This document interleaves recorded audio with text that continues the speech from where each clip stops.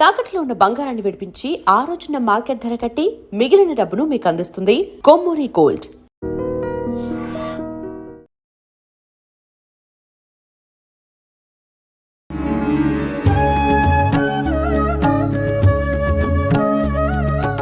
నమస్కారం గురుగారు. ఓం శ్రీ మహాగణాధిపతయే నమః. గురుగారు, ప్రతి ఒక్కరం కూడా భగవత్ ఆరాధన చేస్తున్నాము అని అంటే ఖచ్చితంగా లక్ష్మీ అనుగ్రహం ఉండాలని. ఆలయానికి వెళ్ళినా, ఇంట్లో నిత్య దీపారాధన చేసినా కూడా ఖచ్చితంగా మాకు అన్ని రకాలుగా ఐశ్వర్య సిద్ధి ఉండాలి అని చెప్పి. మరి ఆలయానికి వెళ్తే మాత్రం ఖచ్చితంగా మనం కొబ్బరికాయ తీసుకొని వెళ్ళాలనే ఒక సెంటిమెంట్ని మాత్రం ఖచ్చితంగా ఫాలో అవుతాం. ఇంట్లో నిత్య దీపం ఆరాధన చేస్తున్నప్పుడు కూడా ఖచ్చితంగా కొబ్బరికాయ అనేది మనం కొట్టాలా భగవంతుడి దగ్గర? యా ఫలినీర్యా అఫలా అపుష్పా యాశ్చ పుష్పినీః బృహస్పతి ప్రసూతాస్తానో ముంచంత్వగుంహసః అని చెప్పి కొబ్బరికాయ మంత్రం ఇది. కొబ్బరికాయ కొట్టేటప్పుడు చదవాలా అండి? కలశం మీద పెట్టేటప్పుడు. ఓకే. ప్రపంచంలో ఉండేటువంటి ఎన్ని రకాల ఫలములు ఉన్నాయో అన్నిట్ల నుంచి కూడా దేనికి లేని యొక్క పూర్తి పేరు కొబ్బరికాయకు ఉందమ్మా, పూర్ణ ఫలము అని చెప్పి. అందుకనే వివాహంలో కూడా కన్యాదానం అప్పుడు అదే ఇస్తారు, కొబ్బరి బొండమే చేతిలో పెడతారు. ఈ రకరకాలు ఉన్నాయి, అంతకన్నా పెద్ద గుమ్మడికాయలు ఉన్నాయి కదా, అన్నీ పెట్టరు. ఆ కొబ్బరి బొండానికి కొబ్బరికాయకు ఉన్నటువంటి ఒక విధి విధానం దేనికి లేదు. చాలామంది మా అబ్బాయికి పెళ్లి చెయ్యాలో మా అమ్మాయికి పెళ్లి చెయ్యాలో అనుకున్నప్పుడు నాకు తెలిసినంతలో ఇంట్లో కొబ్బరి చెట్టు వేస్తారు. చెట్టు ఇంకొక 4 ఏళ్ళు అమ్మాయికి పెళ్లి చేద్దాం అన్నప్పుడు కొబ్బరి చెట్టు వేస్తారు. ఆ కొబ్బరి చెట్టు పెరిగి కాయలు వచ్చేటువంటి సమయానికి మా అమ్మాయికి పిల్లలు పుట్టాలి అని. అవి కొన్ని అనుసంధానాలు ఉంటూ ఉంటాయి. కొన్ని చెట్లు ఆదిలోనే చనిపోతాయి పాపం. కొన్ని ఎదగలేవు, అక్కడ ఆగిపోతుంటాయి. కొన్ని ఎదిగిన కాయలు చిన్న చిన్న పిందులు రాలిపోతూనే ఉంటాయి. అవి కొన్ని మనకు తెలిపిస్తాయి ఉంటాయి. అంటే ఇంట్లో జరిగే విధానాలని ఈ రకంగా సంకేతాలు ఇస్తున్నాయి అనుకోవాలండి. తెలుస్తాయి. పూర్వకాలంలో ఇంత జాతకాల గురించి ఎవరికి తెలిసేది కాదు. అమ్మాయికో అబ్బాయికో వివాహం చేద్దామన్నప్పుడు ఒక 5-6 ఏళ్ల ముందు కొబ్బరి చెట్టు వేసేవారు. కొబ్బరి చెట్టు చక్కగా 5 ఏళ్ళు 6 ఏళ్ళు పడుతుంది అది రావడానికి. ఆ వచ్చే సమయానికి వివాహం చేస్తున్నప్పుడు ఆ పిందెలే దేనికి దానికి రాలిపోతుంటే అది దృష్టిలో ఉంచుకొని ఏదో దోషం ఉంది, దానికి ప్రాయశ్చిత్తాలు అప్పుడు అట్లా. అంత గొప్పదమ్మ కొబ్బరికాయ. దీన్ని మనం ప్రతి ఆలయంలోకి వెళ్తే కొబ్బరికాయ కొట్టేసుకుంటాము. ఇంట్లో చేసేటువంటి నిత్య పూజా విధానంలో కొబ్బరికాయ అవసరం లేదమ్మా. నిత్యము చేసేటువంటి విధానానికి కొబ్బరికాయతో పని లేదు. ఆలయంలోకి వెళ్ళిన నేను కొన్ని చూస్తుందా, స్వామివారు కొబ్బరికాయ ఇచ్చేస్తాం, కొడతారు, నివేదన పెడతారు, ప్రసాదం ఇస్తే పంతులు గారు 3 కళ్ళున్న చెప్పేవండి మాకు అని అడుగుతారు. మరి కొంతమంది మేము ఇచ్చిన కాయ అది కాదండి, మేము ఇచ్చిన కాయ అదండి మాదే. భగవంతుడికి నువ్వు ఇచ్చేసావు, ఆయన దగ్గర నుంచి నీకు వచ్చేది ప్రసాదం.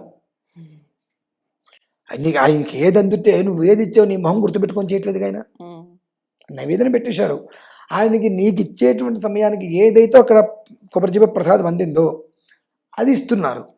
పంతులు గారు ఈ చెప్పి నేను ఇవ్వలేదండి, నీ కాయ అది కాదు, నా కాయ అదండి అంటే నువ్వు అక్కడికి వచ్చినప్పుడు భక్తి భగవంతుడి మీద పెట్టావా, కొబ్బరికాయ మీద పెట్టావా? ఇలా పెట్టి నాకు ఫలితం రాలేదనుకుంటే అది కరెక్ట్ కాదు కదమ్మా. అంటే మనం ఏదైతే అనుకుంటున్నామో, ఏదైతే అనుసరిస్తున్నామో దాని యొక్క ఫలితమే మనకు వస్తుంది. అది మంచైనా చెడైనా. కొబ్బరికాయకు ఉన్నంత యొక్క యోగము ప్రపంచంలోకి దేనికి లేదు. ఇప్పుడు మీరు అన్నట్టు ఆ 3 కన్నులు ఉన్నదే ఇస్తే యోగం అట్లాంటిది కూడా ఏమీ లేదమ్మా. త్రినేత్ర హరిసంహిత అంతే. అది దాంట్లో ఎవరు ఏది వేయలేదు, ఏది పోయలేదు, వ్యవహారం లేదు. ప్రకృతి మనిషి మనుగడ ఎలా ఉంటుందనేటువంటిది కొబ్బరికాయ ద్వారా తెలియజేస్తుంది. కనుక నువ్వు ఏ విధానాన్ని అనుసరిస్తున్నావు అదొక్కటే నువ్వు పెట్టుకో. ఇంతెందుకు గర్భవతిగా వెళ్ళి బాబుని తీసుకుని ఇంటికి వచ్చినప్పుడు కొబ్బరికాయతో దిష్టి తీస్తారు. అంటే ఒక మనిషి జీవితానికి, ఒక మనిషి కుటుంబానికి, మనిషి యొక్క మనుగడకి కొబ్బరికాయ ఎంత ఫలితము, ఎంత యోగం ఉంది, కొబ్బరికాయ ఎలా మనిషి యొక్క మనుగడని గుర్తిస్తుంది అనేటువంటి విషయం తెలిసిపోతుంది అందులోనే. ప్రతిరోజు చేసేదానికి అవసరం లేదమ్మా. కాకపోతే ప్రతి వారం ఒకరోజు మాత్రం ఇంట్లో కొబ్బరికాయ మనం కొట్టాలి.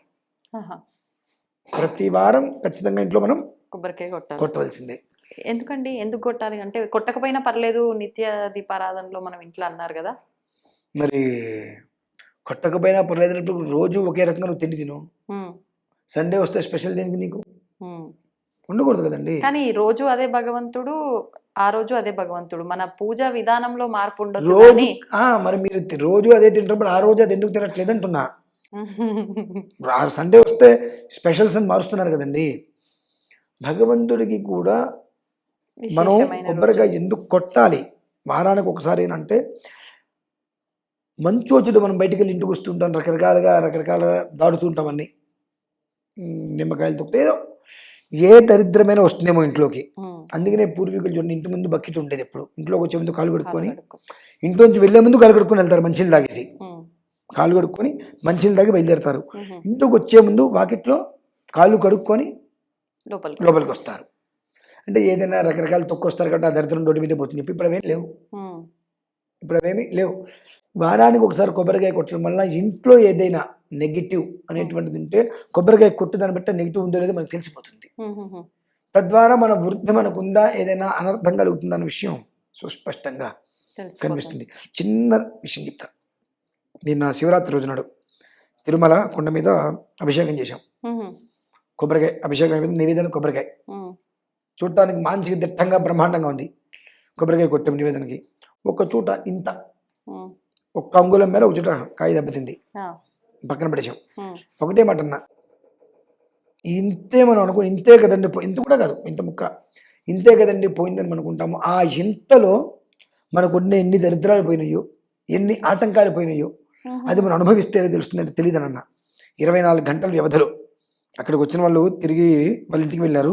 వెళ్ళే లోపే కుక్కర్ మీద అన్నం పెట్టారు, ఉమ్, ఆయన అవతల గదిలో ఉన్నారు, కుక్కర్ పేలిపోయింది. ఉమ్. కుక్కర్ పేలిపోయింది, ఇల్లంతా పడింది, అదంతా ఓకే బాగా మనిషికి ఏం వీళ్ళు కాలేదు. సేఫ్. ఆ, ఆయన వేరే గదిలో ఉన్నారు. నేను ఆ ముందు రోజు చెప్పింది ఏంటంటే, ఇంతే పోయింది. ఆ ఇంతతోటే ఎంతో దోషం పోయింది.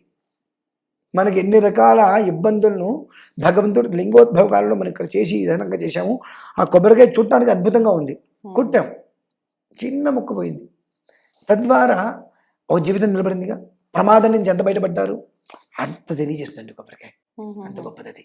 Okay, okay.